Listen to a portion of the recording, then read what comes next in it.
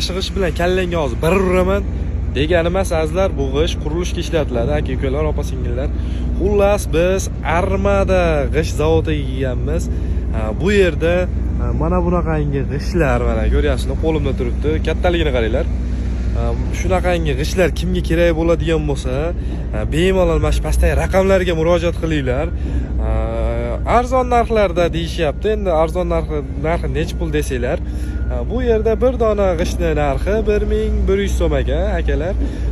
Kimga kerak bo'ladigan bo'lsa, bemalol telefon qilib, aloqaga chiqib, qancha kerak bo'lsa soni cheksiz. Qaranglar mana, biz zavodda turibmiz, ana shu joyda, chiqayotgan joyda turibmiz. Qara ustozim bilan.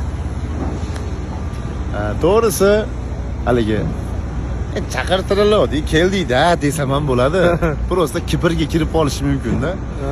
Ota-onamizning duosi bilan, albatta. Bu aziz kuzatuvchilarning duosi bilan mana ko'rib turibsan, qayerlarga kelib reklama qilyapmiz.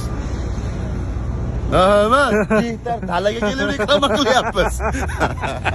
Azizlar, mana shu videoga layklarni bosib, kommentariyalar banglatinglar. Kimga kerak bo'lsa, mana shu pastdagi raqamlarga murojaat qilishinglar mumkin. Kommentariyaga hech bo'lmasa g'ish deb yozib ketinglar, bo'ptimi? Sog' bo'linglar, salomat bo'linglar.